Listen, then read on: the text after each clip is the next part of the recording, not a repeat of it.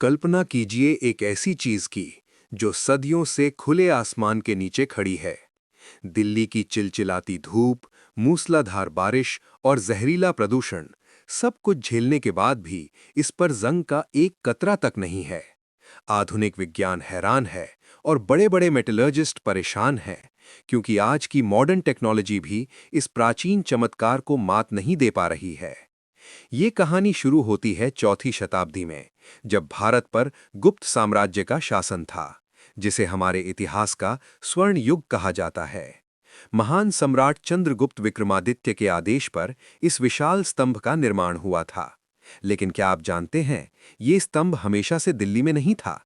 इतिहास के पन्ने बताते हैं कि इसे मूल रूप से मध्य प्रदेश की उदयगिरी गुफाओं के पास एक मंदिर में विष्णु ध्वज के रूप में स्थापित किया गया था।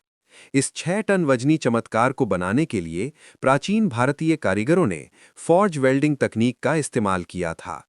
उन्होंने गर्म लोहे के विशाल टुकड़ों को एक-एक करके इतनी ताकत से पीटा कि वे आपस में जुड़कर एक अखंड और अटूट स्तंभ बन गए।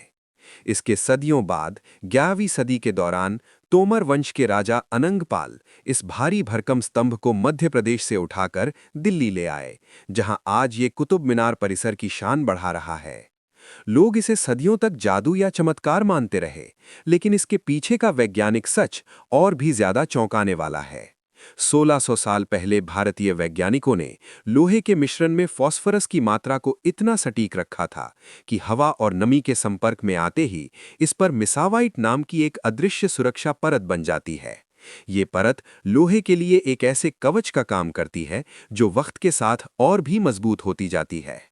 7 मीटर से भी ऊंचा ये लौह स्तंभ केवल धातु का एक टुकड़ा नहीं है, बल्कि उस प्राचीन भारतीय इंजीनियरिंग का जीवंत प्रमाण है जो अपने समय से हजारों साल आगे थी।